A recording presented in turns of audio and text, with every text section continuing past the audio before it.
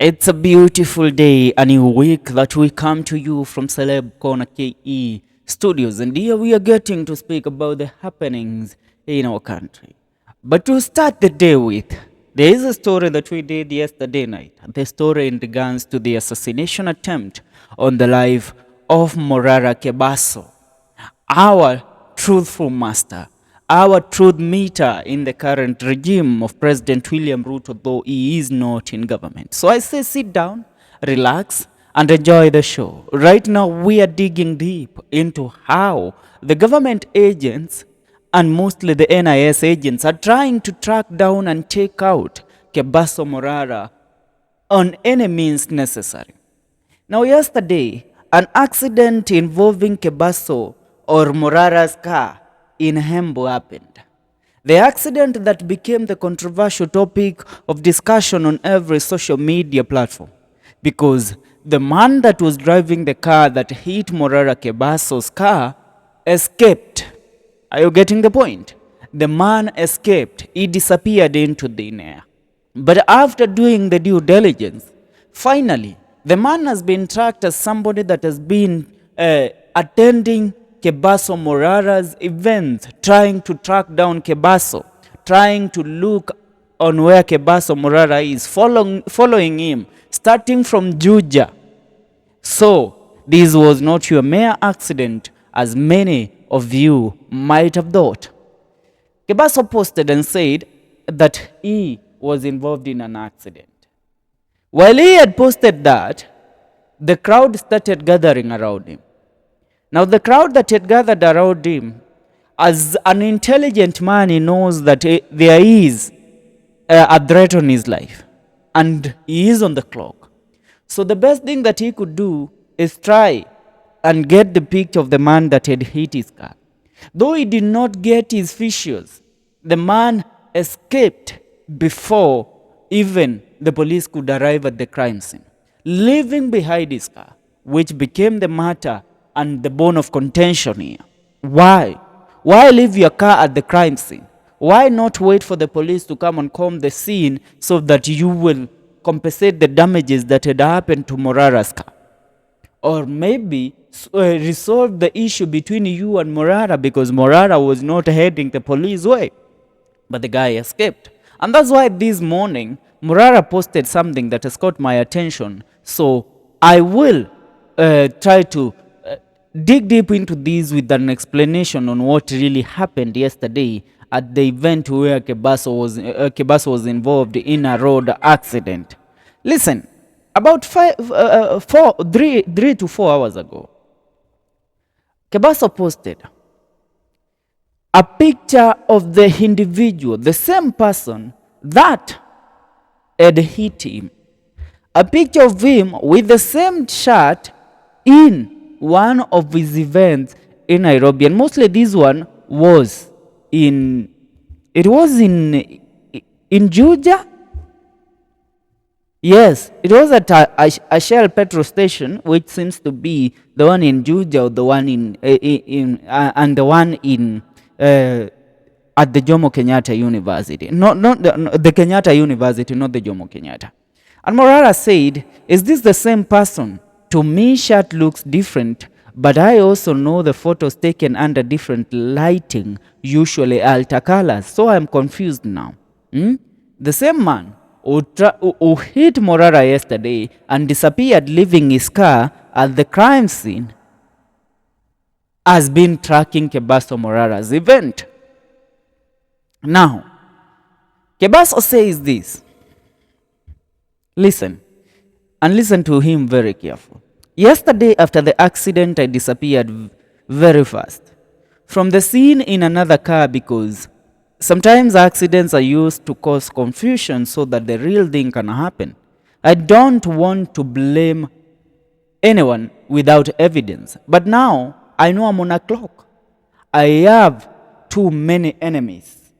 Listen, that is for sure. He has too many enemies. He says, "I have too many enemies to start guessing who can do it.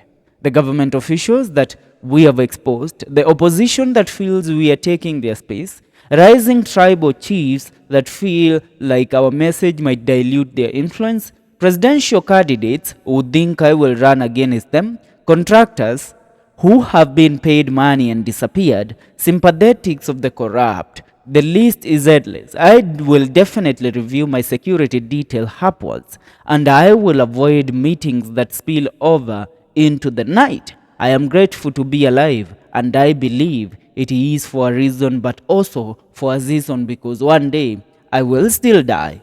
That's what Kebaso said. Now, let us look at these in this dimension. Do you know how the NIS agents work?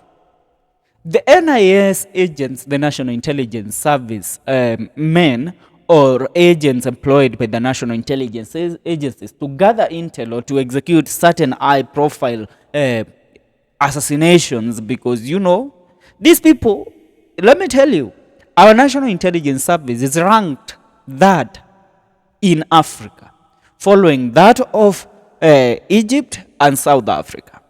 Why? Because it's known of its crucial and deadly ways of executing its missions. Tunaelewana? So the NIS can disguise as anybody. I shall give you an example. Deputy President Rigathi Gachagua fired somebody from his office who had worked with him for several years in disguise of a person that is really for the deputy president, but the person was working for the National Intelligence Service gathering intel for the president. Tunaelewana? That is how it works. So for somebody like Kebaso, who is a sweetheart to the Republic, a sweetheart to the people of the Republic of Kenya because of exposing the dirt in the government, you cannot track somebody that you cannot track who the government official or the NIS agent is, or even the DCI agent. But the DCI have not been taught the aspect of disguise. The NIS have trained in that. They mostly use art books and training, which is derived from the Central Intelligence Agency and the Mossad. Tunaelewana? These are the biggest intelligence services agency in the world. CIA from the United States, the Mossad from Israel. Tunaelewana? So if they learn from these people, we all have had in one way or the other how the CIA has been involved in high executions of the people that became a threat to their government. That includes one Martin Luther King. Putting Martin Luther King aside, you have also heard of how they took out people like Marcus Garvey, people like Malcolm X. Come to Israel. The Mossad has been involved in different ways, how they disguise as people working in a certain place, and then they take out those that are the targets of the government of Israel. So that is how the government of Kenya is acting right now, because they know that Kebaso Morara's rise is on an upward trajectory. So they will do anything to try and track this man down. They will do anything to try and make this thing seem as if it's just a normal thing for an accident to happen. A lot of accidents have happened in this country, which most of us still have questions unanswered of how high profile targets were taken out. This of Kebaso Morara, on how he has seen it, it is a real story when Kebaso says that he has flew too close to what? Too close to the sun.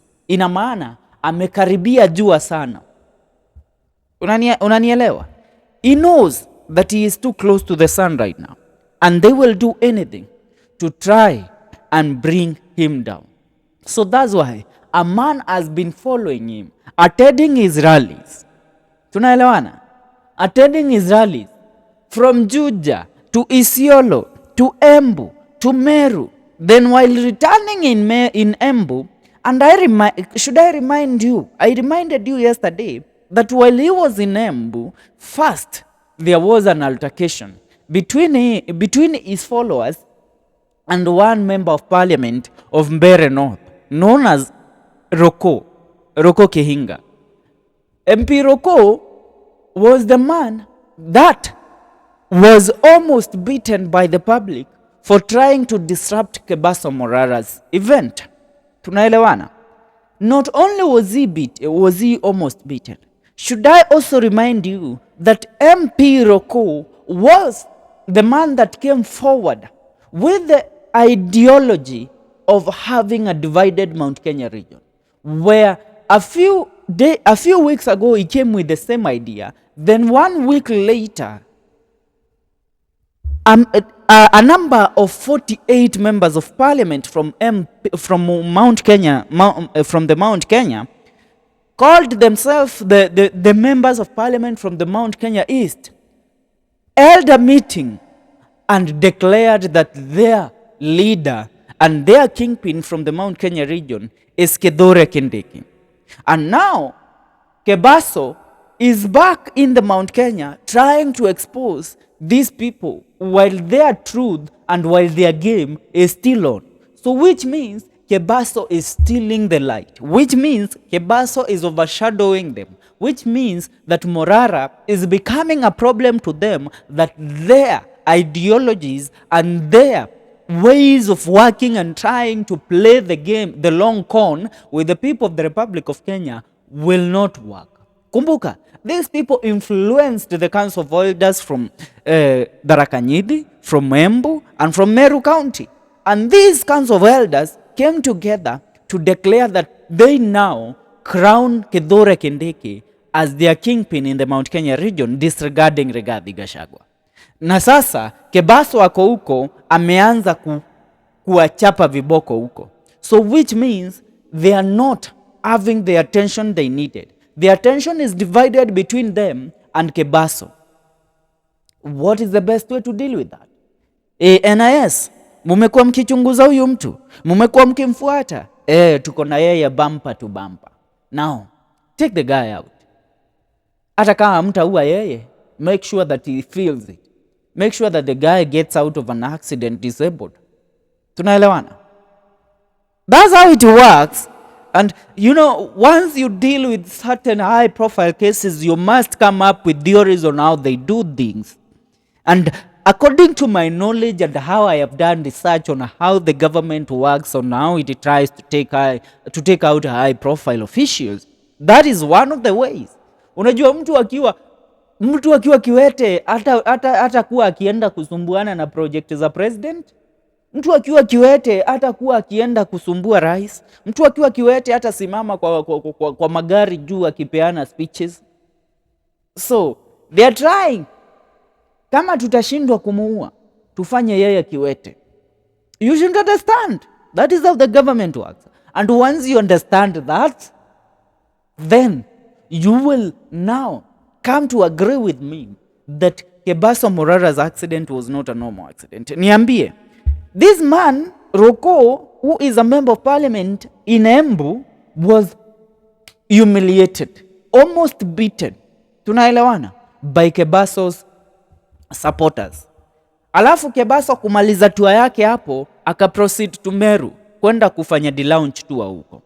Kumaliza Meru akarudi Embu, heading for Nairobi, ndio anajipata kwa accident at the scene which is in Embu.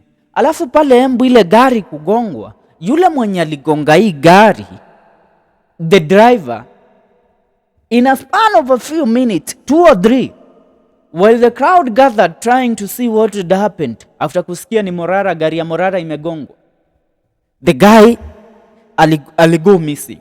Not only did he go missing, but he left his car at the crime scene. Wachana hata na kuacha gari kwa crime scene. Huyu mtu ni mlevi dio. Alisema ni mlevi. It was a drunk driving accident. Tell me, na nitauliza tena na nitasalia kuuliza. Hii nayo siachani nayo. Tell me how a drunk driver doesn't hit your car from the back or from the front anakuja anaigonga direct at the driver's seat. Unajua jana nimeuliza hii maswali na mjanijibu, so itabidi nizirudie tena so that you will understand what I mean and what I'm trying to put out there. Niambieni, how comes hii gari iligongwa tu pale kwa nini? Pale kwa driver. The impact was to be so, it was to be so impactful that Morara ajipate either jamaa kwa unconscious amevunjika, na unajua mtu hata akigongwa kwa unconscious, somebody gets out of their car, anakuja anapiga neck breaking moja swafi. Hawa watu they are trained assassins, they can do anything under disguise. Anaweza jifanya nimekugonga, anashuka kwa gari, anakuja kuangalia what has happened to the guy that ajifanye tu mtu wa kawaida, then boom, unasikia Kebaso hayuko tena.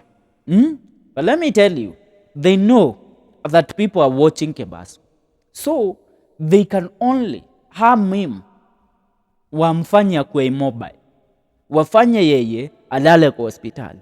But the thing they know ni eti wakimtake out ama wakimuua, maybe an assassin takes him out, then kutakuwa na story mingi sana zitaongelewa na people will na people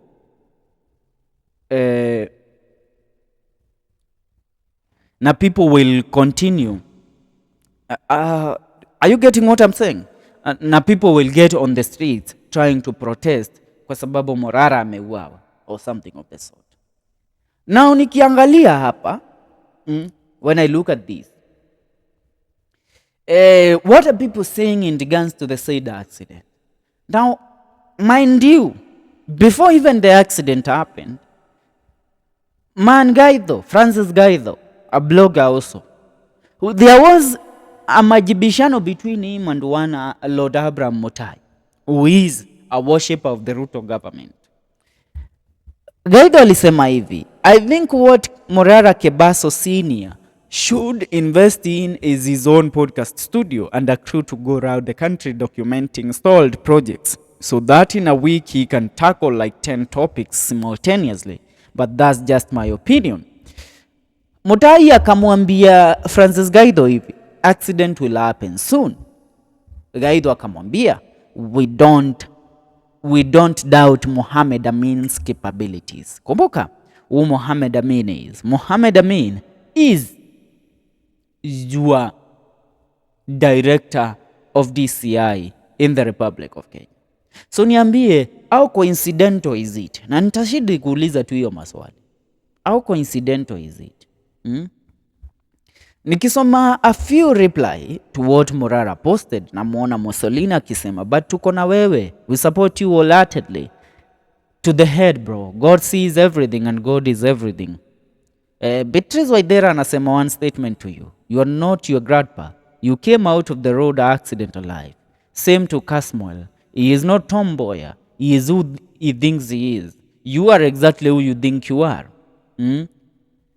You have your paths to travel, battles to win, and evil to conquer. They could kill me for saying this, but no, I am spiritually behind you. Fighting with you, your ancestral line is fully behind you, and God is leading them as your guardian angels. Ruto is not the author of time or the finisher. You are not dying yet. Aluta continua.